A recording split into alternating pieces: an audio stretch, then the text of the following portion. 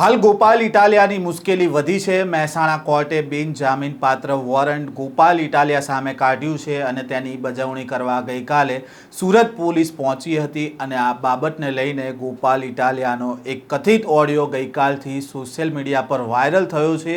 જો કે આ ઓડિયોને લઈને હવે રાજકારણ પણ ગરમાયું છે। શું છે આ સમગ્ર મામલો, વાત કરીશું આ વિડીયોમાં। વૈષ્ણવજન તો તેને કહીએ જે પીડ પરાઈ જાનાને રે।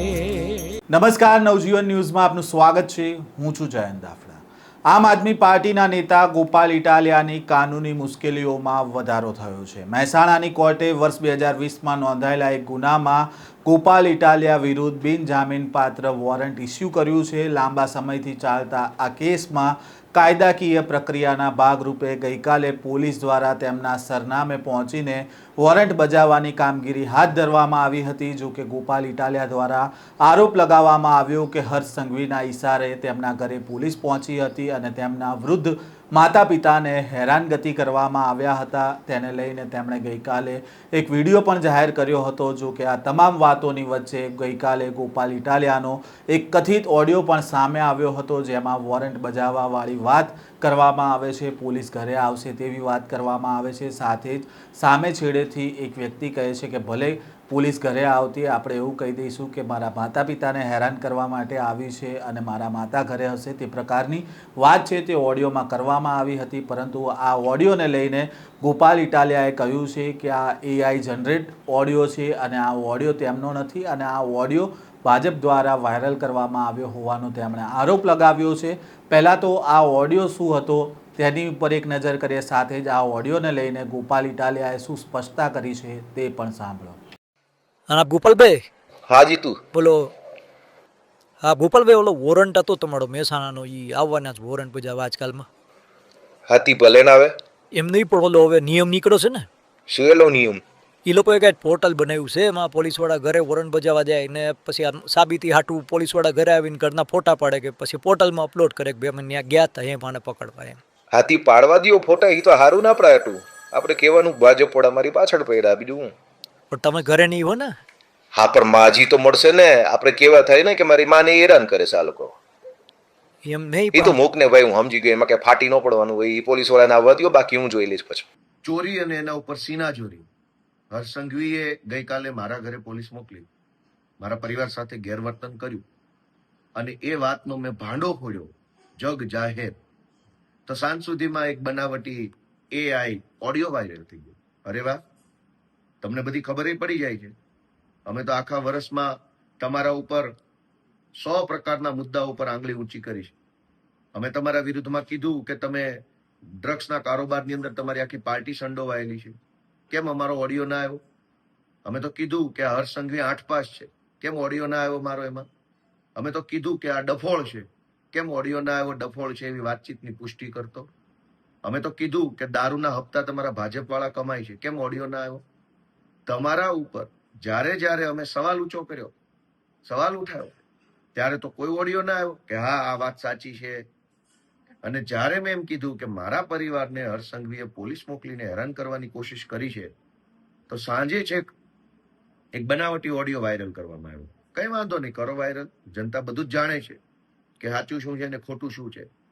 સાચી વાત તો એ છે કે અત્યાર સુધીમાં 100 કરતા પણ વધુ FIRઓ કરી અને હર્ષ સંઘવીએ આમ આદમી પાર્ટીના કાર્યકર્તાઓને જેલમાં પૂરવાનું કામ કર્યું। પણ કઈ વાંધો નહીં, અમે કોઈ તમારાથી ડરતા નથી કે અમે કોઈ તમારાથી કંઈ ભાગી જવાના નથી। તમારે અમારી ધરપકડ કરવી હોય તો આ ખુલ્લેઆમ જ ફરીએ છીએ, જ્યારે કરવી હોય ત્યારે કરી શકો છો।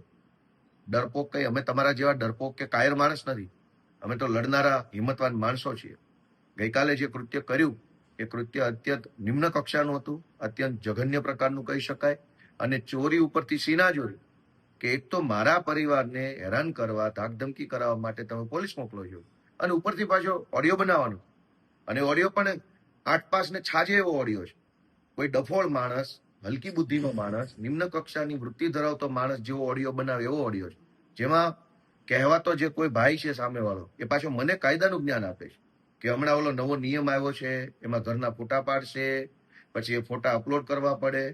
અરે ભાઈ 8 પાસ, આવું જ્ઞાન મને કોને આપવાની જરૂર છે? હું તો ઓલરેડી પોલીસમાં રહી ચૂક્યો છું, હું ઓલરેડી પોતે વકીલ છું, મને બધી જ ખબર હોય કયો નિયમ છે ને કયો નિયમ નથી. એમાં મને કઈ કોઈએ ફોન કરીને કહેવાની જરૂર જ નથી હોતી કે હવે આવો નિયમ આવ્યો છે. પાછો કહેનારો વ્યક્તિ એમય કહે છે કે બા ઘરે એકલા છે. ઓહો, આટલી બધી ફેબ્રિકેટેડ વાત. બા ઘરે એકલા છે કે નહીં એનાથી પોલીસને ક્યાં આમાં કઈ કે લેવા દેવા છે? અને જાણે તો મને ફોન કરીને પોલીસે આગોતરી જાણ કરી હોય કે તમને ઘરે આવશે, આમ કરશે, તેમ કરશે.